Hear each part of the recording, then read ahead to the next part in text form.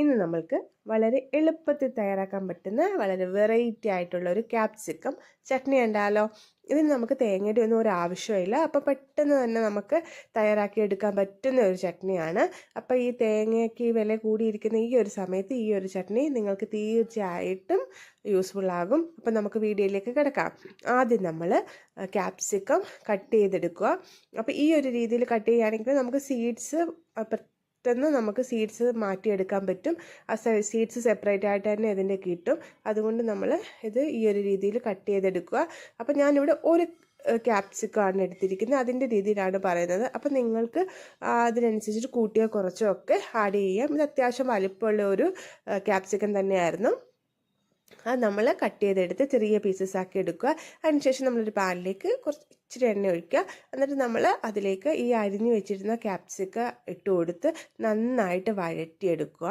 അതൊരു പകുതി ഒക്കെ വഴണ്ടി വരുമ്പോൾ തന്നെ നമ്മൾ അതിലേക്ക് ഒരു ചെറിയ സവാള കൂടി ആഡ് ചെയ്ത് കൊടുക്കുക. അതുപോലെ 2-3 അല്ലി വെളുത്തുള്ളി, ഇഞ്ചിയും ചെറിയ പീസ് ഇഞ്ചിയും കൂടി ആഡ് ചെയ്ത് കൊടുത്ത് ഒരു സ്പൈസസ് നിങ്ങളുടെ സ്പൈസസിനനുസരിച്ചിട്ട് ഞാനിവിടെ ഒരു 2 പച്ചമുളകാണ് ആഡ് ചെയ്ത് കൊടുക്കുന്നത്. പച്ചമുളക് കൂടി ആഡ് ചെയ്ത് കൊടുത്ത് നന്നായിട്ട് എന്ന് വഴറ്റിയെടുക്കുക. അതിനുശേഷം ഞാനിവിടെ ഒരു 5-6 കാഷ്യൂം കൂടി ആഡ് ചെയ്തിട്ടുണ്ട്. ഓപ്ഷണലാണ്. കാഷ്യൂവിന് പകരം നിങ്ങൾക്ക് പൊട്ടുകടല അതോ അല്ലെങ്കിൽ നമ്മുടെ കപ്പലണ്ടിയോ ആഡ് ചെയ്ത് കൊടുക്കാവുന്നതാണ്. എൻ്റെ കയ്യിൽ ഇത് രണ്ടും ഇല്ലാത്തത് കൊണ്ടാണ് ഞാൻ കാഷ്യൂ ആഡ് ചെയ്ത് കൊടുത്തത്. നിങ്ങളുടെ കയ്യിൽ പൊട്ടുകടല ഉണ്ടെങ്കിൽ പൊട്ടുകടല ചേർത്ത് കൊടുത്താൽ മതി. അതല്ലെങ്കിൽ കപ്പലണ്ടി എന്തെങ്കിലും ചേർത്ത് കൊടുത്താൽ മതി. നമുക്ക് തേങ്ങ ഇല്ലാതെയാണ് നമ്മൾ തയ്യാറാക്കുന്നത്. അതുകൊണ്ടാണ് നമ്മൾ തേങ്ങ ഒന്നും ആഡ് ചെയ്ത് കൊടുക്കാത്തത്. അതല്ല തേങ്ങ ഉള്ളവരാണെങ്കിൽ തേങ്ങ ആഡ് ചെയ്ത് കൊടുത്താൽ മതി. അതിലും നല്ലത് നമ്മൾ ഈ പറഞ്ഞ ഏതെങ്കിലും ഒരു ഐറ്റം ഇതിൽ ആഡ് ചെയ്ത് കൊടുക്കുന്നതായിരിക്കും. ഇതും കൂടി ആഡ് ചെയ്ത് പിന്നെ നമ്മൾ ചെറിയൊരു പീസ് പുളിയും കൂടി ആഡ് ചെയ്ത് കൊടുക്കുക. പുളി എന്തായാലും ആഡ് ചെയ്ത് കൊടുക്കണം. നമ്മൾ തക്കാളി ഒന്നും ഇതിൽ ആഡ് ചെയ്ത് കൊടുക്കുന്നില്ല. അതുകൊണ്ട് ചെറിയൊരു പീസ് പുളിയും കൂടി ആഡ് ചെയ്ത് കൊടുത്ത് നന്നായിട്ട് വഴറ്റി നല്ലപോലെ ഇതൊന്ന് വഴറ്റി എടുക്കണം. അതായത് ആ ക്യാപ്സിക്കത്തിൻ്റെ ആ ഒരു പച്ച മണം ഉണ്ടല്ലോ, അതെല്ലാം നന്നായിട്ട് മാറിക്കിട്ടണം. അതുകൊണ്ട് നന്നായിട്ടൊന്ന് വഴറ്റി നല്ല രീതിയിൽ അത് വഴറ്റിയെടുക്കുക.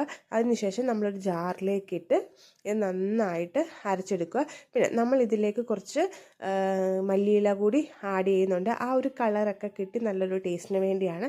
അതല്ല നിങ്ങളുടെ കയ്യിൽ മല്ലിയില ഇല്ല അല്ലെങ്കിൽ നിങ്ങൾക്ക് മല്ലിയില ഇഷ്ടമല്ലെങ്കിൽ ആ ഒരു ഭാഗം സ്കിപ്പ് ചെയ്യാവുന്നതാണ്. ഞാൻ പറഞ്ഞല്ലോ തേങ്ങ നിങ്ങൾക്ക് ആഡ് ചെയ്യണമെന്നുണ്ടെങ്കിൽ ഈ ഒരു ടൈമിൽ തേങ്ങ കൂടി ആഡ് ചെയ്ത് കൊടുത്താൽ മതിയാകും. അതിനുശേഷം ആവശ്യത്തിന് ഉപ്പും ചേർത്ത് നന്നായിട്ട് അരച്ചെടുക്കുക. പിന്നെ അതിനുശേഷം നിങ്ങളിതിലേക്ക് കടുക് താളിച്ച് ഒഴിച്ചിരുന്നാൽ നല്ല ടേസ്റ്റി ആയിട്ടുള്ള ചട്നി റെഡി ആയിട്ടുണ്ട്. അപ്പോൾ ഈ ഒരു ഡിഷ് നിങ്ങൾക്ക് ഇഷ്ടമായെങ്കിൽ കമൻറ്റ് ചെയ്യണം. നിങ്ങൾക്ക് തീർച്ചയായിട്ടും ഇഷ്ടപ്പെടും. അപ്പോൾ അടുത്ത വീഡിയോയിലൂടെ കാണാം. Okay, thank